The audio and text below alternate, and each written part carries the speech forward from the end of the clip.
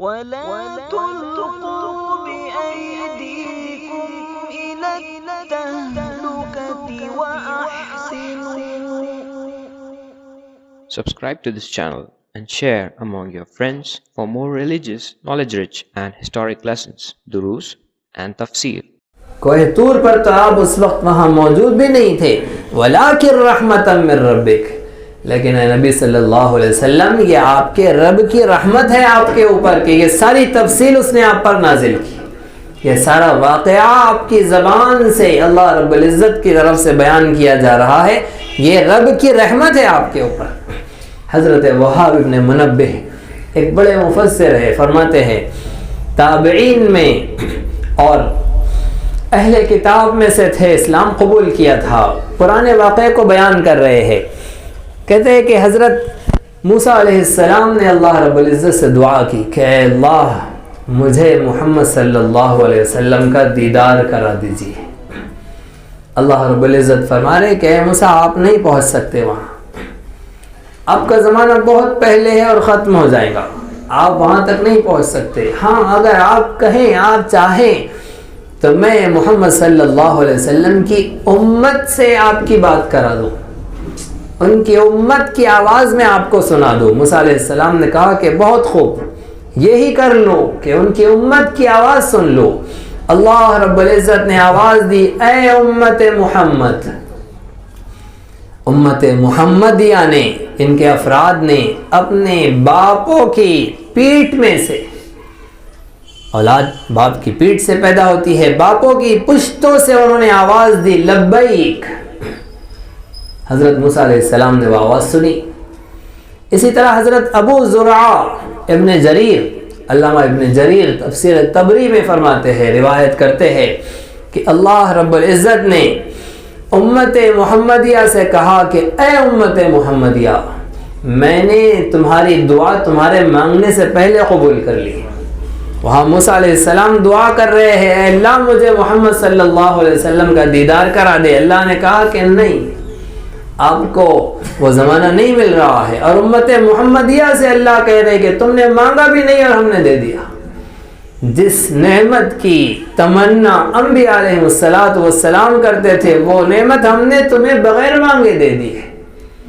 حضرت عبداللہ ابن عباس رضی اللہ عنہ کی روایت ہے، ارشاد فرماتے ہیں کہ اللہ رب العزت نے جب موسیٰ علیہ السلام کو امت محمدیہ کی آواز سنانے کے لیے آواز دی، یا امت محمد، تو امت محمدیہ کے افراد نے اپنے باپوں کی پشتوں میں سے آواز دی، لبیک اللہم لبیک لبیک لا شریک لک لبیک ان الحمد والنعمت لک والملک لا شریک لک۔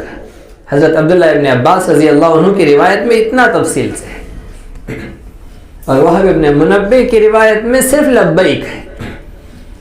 اللہ رب العزت نے فرمایا کہ اے امت محمد میں نے تمہیں دعا مانگنے سے پہلے تمہاری دعا قبول کر لی، تمہارے گناہ کرنے سے پہلے میں نے تمہارے گناہ معاف کر دیے، بس اس گواہی کے ساتھ میرے پاس آنا کہ میرے سوا کوئی عبادت کے لائق نہیں، اور میرے نبی محمد اللہ کے رسول اور اس کے بندے ہیں، اس گواہی کے ساتھ آنا، میں سب معاف کر دوں گا۔ اللہ رب العزت کی طرف سے کیسے انعام ہو رہا ہے۔ اللہ رب العزت نے اپنے رسول صلی اللہ علیہ وسلم سے فرمایا کہ اے نبی صلی اللہ علیہ وسلم ہم نے آپ کی امت کو ان کے پیدا ہونے سے پہلے ہی حکم دے دیا تھا کہ جب ہمارے نبی آئے تو ان کی اطاعت کرنا، ان پر ایمان لے آنا۔ اللہ نے اسی وقت فرما دیا کہ جب ہمارے اس گواہی کے ساتھ آنا کہ محمد صلی اللہ علیہ وسلم اللہ کے بندے اور اس کے رسول ہیں، تو نبی پر ایمان لانے کا حکم تو اللہ نے نبی کو بھیجنے سے پہلے، ہمیں پیدا کرنے سے پہلے ہماری روحوں کو دے دیا تھا۔ رحمتم من ربک، اللہ فرما رہے ہیں نبی صلی اللہ علیہ وسلم یہ تو آپ کے رب کی رحمت ہے آپ کے اوپر کہ یہ ساری تفصیلات آپ کو بتلا دی گئی ہے۔ کیوں؟ لِتُنذِرَ قَوْمًا مَا أَتَاهُم مِّن نَّذِيرٍ مِّن قَبْلِكَ لَعَلَّهُمْ يَتَذَكَّرُونَ، اس لیے تاکہ آپ ڈرائے اس قوم کو جنہیں کوئی ڈرانے والے نے نہیں ڈرایا، جن کے پاس کوئی ڈرانے والا نہیں آیا آپ سے پہلے، ما اتاہم من نذیر من قبلک لعلہم یتذکرون، اس امید کے ساتھ کہ یہ نصیحت حاصل کر لے۔ عرب کا تذکرہ ہو رہا ہے، اور مفسرین بیان کرتے ہیں کہ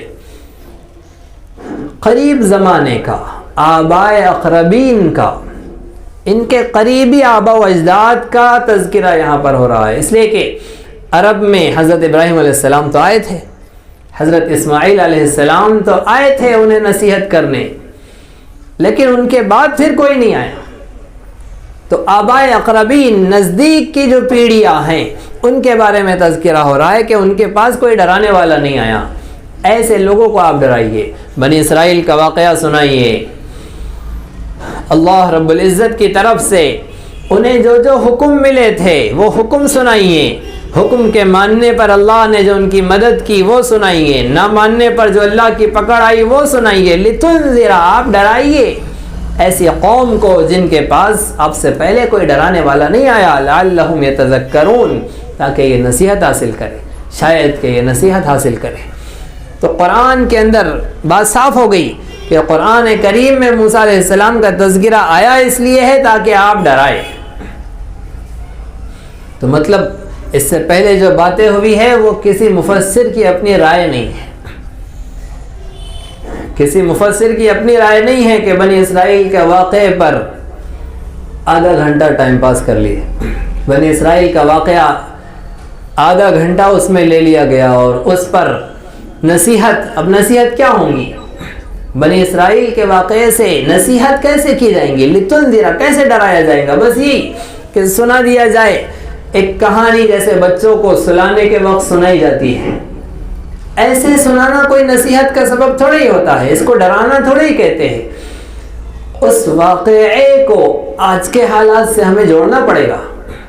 ہمارا واقعہ یہ ہوا ہے کہ ہم قرآن کریم کو 1450 سال پرانی کتاب کے طور پر ہی پڑھنے کے لیے تیار ہیں، کہ بس 1450 سال پرانی کتاب ہے اور اتنا ہی اسی انداز سے ہم پڑھنے کو تیار ہیں۔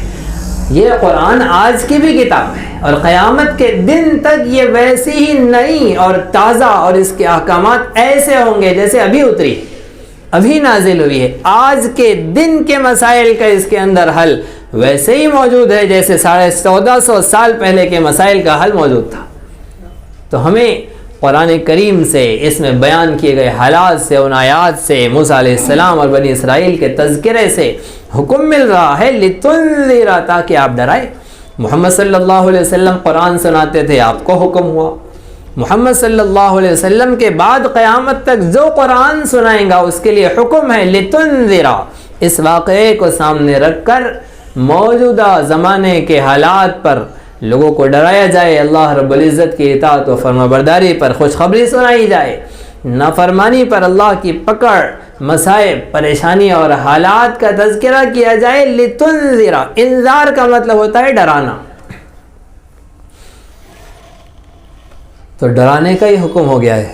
کیسے الفاظ دیکھ لیجئے کہ لفظ ہی ہے لتنذر، آپ ڈرائیے۔ تو جو ڈرا دیا گیا وہ بلا وجہ نہیں ڈرایا گیا، وہ قرآن کا حکم تھا، اسی لیے ڈر سنایا گیا۔ اور ڈر اس لیے سنایا جاتا ہے کہ انسان سدھرے، ڈر اس لیے نہیں سنایا جاتا کہ انسان ڈر کے بیٹھ جائے، ڈر کے بیٹھ جانے کے لیے نہیں ہوتا ہے ڈر نصیحت حاصل کرنے کے لیے ہوتا ہے۔ لعلہم یتذکرون، یہ بھی قرآن کہہ رہا ہے، یہ بھی کسی کی تشریح نہیں ہے، قرآن کے الفاظ ہیں، اس لیے ڈرائیے تاکہ یہ نصیحت حاصل کر لے، شاید یہ بات کو سمجھ لے۔ وَلَوْلَا أَن تُصِيبَهُم مُّصِيبَةٌ بِمَا قَدَّمَتْ أَيْدِيهِمْ، اللہ اپنے نبی صلی اللہ علیہ وسلم کے زمانے کے کافروں کا تذکرہ کر رہے ہیں۔ ایسا کیوں نہیں ہوا کہ جب ان پر مصیبت آئی، انہی کے کرتوتوں کے نتیجے میں، جو انہوں نے حرکتیں کی تھی، ان حرکتوں کے نتیجے میں جو ان پر مصیبت آئی، فَيَقُولُوا، تو یہ کہتے، لَوْلَا أَرْسَلْتَ إِلَيْنَا رَسُولًا، قیامت کے دن ایسا ہوگا، اللہ فرمانے ایسا ہوگا قیامت کے دن کہ جب اللہ پکڑ کریں گے، عذاب میں مبتلا کریں گے، تو لوگ کہیں گے کہ جیسے موسیٰ علیہ السلام پر اللہ نے پیغام بھیجا تھا ویسا ہمارے اوپر بھی بھیجنا چاہیے تھا۔ موسیٰ علیہ السلام کو جیسے معجزہ ملا تھا عصا اور ید بیضا ایسے محمد صلی اللہ علیہ وسلم کو بھی ملنا چاہیے تھا. تورات کی تختیاں پتھروں کی جیسے موسیٰ علیہ السلام لے کر آئے، ایسے قرآن کی بھی تختیاں ہونا چاہیے تھا تو ہم ایمان لے آتے تھے. اب اللہ نے ایسا نہیں بھیجا، ہم کہاں سے مانیں؟ قیامت کے دن اس طرح بہانہ بنانے لگیں گے. اللہ رب العزت نے قرآن نازل کر دیا، رسول پاک صلی اللہ علیہ وسلم کا زندہ جاوید معجزہ اور دیگر کئی سارے معجزے رسول اکرم صلی اللہ علیہ وسلم کے ذریعے بیان کر دیے. فَنَتَّبِعَ آيَاتِكَ وَنَكُونَ مِنَ الْمُؤْمِنِينَ. کہیں ایسا نہ ہو کہ قیامت کے دن لوگ کہنے لگے کہ جیسے موسیٰ کو ملا تھا ویسا ان کو نہیں ملا، ملتا تو ہم بھی اتباع کرتے آپ کی آیتوں کا، ہم بھی فرما بردار اطاعت گزار ہو کے بتاتے. اللہ آپ ہماری بھی عبادت دیکھتے، ہماری بھی اطاعت دیکھتے کہ ہم کیسے ایمان والے رہتے. فَلَمَّا جَاءَهُمُ الْحَقُّ. اللہ فرما رہے کہ حق تو آ گیا ان کے پاس، ہمارے پاس سے ان کے پاس حق آ گیا ہے. تو کیا کہہ رہے ہیں؟ لولا اوتیا مثل ما اوتیا موسیٰ. موسیٰ کو جیسے دیا گیا ایسے ان کو کیوں نہیں دیا گیا؟ اولم یکفروا بما اوتیا موسیٰ من قبل. اے نبی صلی اللہ علیہ وسلم، حضرت موسیٰ کو جو عصا دیا گیا تھا یا بیضا دیا گیا تھا، قوم اس کے بھی انکار کر بیٹھی تھی. قوم نے اسے بھی کہہ دیا تھا ارے یہ تو جادوگر ہے، یہ تو جادو ہے، جادو کے ذریعے سے یہ اپنا کام چلا رہے ہیں، یہ لوگ جادو کا مظاہرہ کر رہے ہیں. محمد صلی اللہ علیہ وسلم سے کہا جا رہا ہے قالوا سحران تظاہرا. ان سے کہا جاؤ اور جا کے موسیٰ علیہ السلام کے ماننے والوں سے پوچھو. محمد صلی اللہ علیہ وسلم جو کہہ رہے ہیں کہ مورتیوں کی پوجا مت کرو، جس ظالمانہ طریقے پر تم راضی مطمئن ہو، اسلام اس کی اجازت نہیں دیتا. دیکھو موسیٰ کی تعلیمات میں یہ ہے کیا؟ تم کہہ رہے ہو نا کہ اگر موسیٰ کے جیسی تعلیمات آتی تو مانتے، تو جاؤ جا کے پوچھو. تو وہ گئے اور جا کر یہودیوں سے پوچھا کہ ہاں صحیح تمہاری کتاب میں بھی ایسا ہے کہ مورتیوں کے آگے نہیں جھکنا، ایک خدا کے علاوہ کسی کی عبادت نہیں کرنا. یہودیوں نے کہا کہ ہاں ہماری کتاب میں بھی ایسا ہے.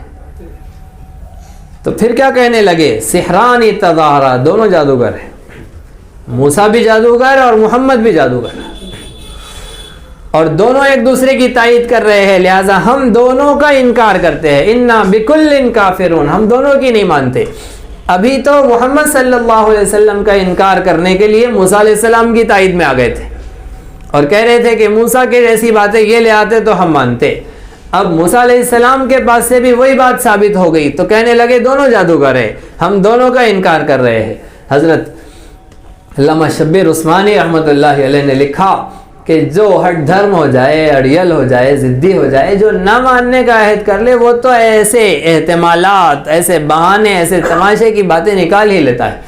کچھ نہ کچھ انہیں چور راستے مل ہی جاتے ہیں جو بات ماننے کے لیے تیار نہیں ہیں. اے نبی صلی اللہ علیہ وسلم ان سے کہہ دیجیے اچھا قرآن بھی جادو ہے اور تورات بھی جادو ہے، تو تم کوئی کتاب لے کر آؤ. فَأْتُوا بِكِتَابٍ مِّنْ عِنْدِ اللَّهِ. اگر یہ دونوں جادو ہے تو تم بھی تو جادو کر سکتے ہو، تم اپنے جادو سے کچھ لے کر آؤ، اللہ کی طرف سے کوئی کتاب تم لے آؤ. هُوَ أَهْدَىٰ مِنْهُمَا. جو ان دونوں سے زیادہ ہدایت والی ہو. تورات قرآن کے بعد سب سے زیادہ ہدایت والی کتاب، تو قرآن اور تورات دونوں اگر ہدایت والی کتابیں نہیں ہیں، ناکافی ہے، تو اس سے زیادہ ہدایت والی لے کر آؤ. اتبعہ ان کنتم صادقین. میں اطاعت کروں گا اس کی. محمد صلی اللہ علیہ وسلم آپ کہہ دیجئے کہ تم کوئی کتاب لے کر آؤ، میں اس کے پیچھے چلوں گا. اگر تم سچے ہو تو لا کے دکھاؤ. وہ تو نہیں لانے والے، ان کے تو بس کا ہے نہیں، وہ تو یہ کام کر ہی نہیں سکتے.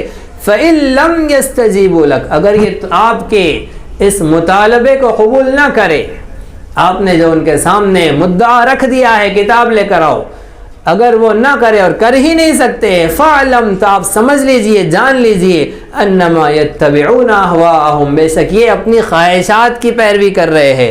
وَمَنْ أَضَلُّ مِمَّنِ اتَّبَعَ هَوَاهُ بِغَيْرِ هُدًى مِّنَ اللَّهِ. اللہ کی ہدایت کو چھوڑ کر اپنی خواہشات کے پیچھے چلنے والوں سے بڑا گمراہ کون ہو سکتا ہے؟ من اضل. کون ہے بڑا گمراہ؟ اس شخص سے جو اپنی خواہشات کی پیروی کرے اور اللہ کی ہدایت کو چھوڑ دے. اگر کسی شخص نے اپنی خواہشات کو اپنا خدا بنا لیا ہے اور اسی کی پیروی میں لگا ہوا ہے، تو اللہ کا تو یہ فیصلہ ہے کہ اللہ ایسے ظالموں کو ہدایت نہیں دیتے.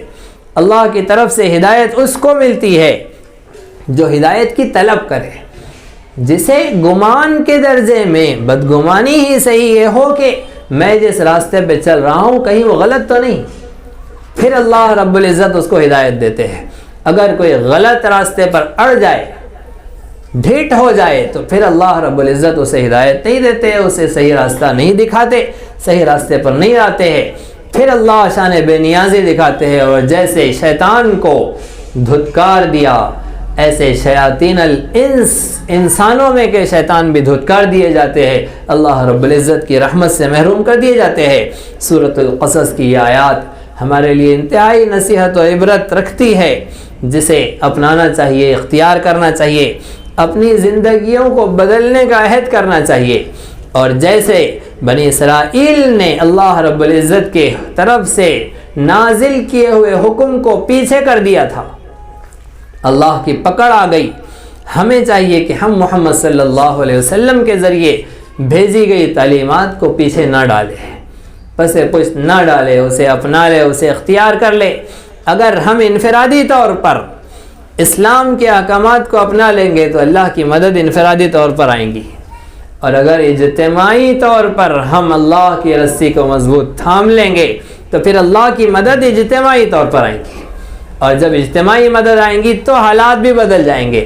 انفرادی مدد پر حالات نہیں بدلیں گے، ہمارا ایمان پر خاتمہ ہو جائے گا، اللہ بڑا مرتبہ دے دیں گے، اور آخرت میں پھر ان مصیبتوں پر صبر کے نتیجے میں اجر و انعام ڈھیر سارا ہوگا۔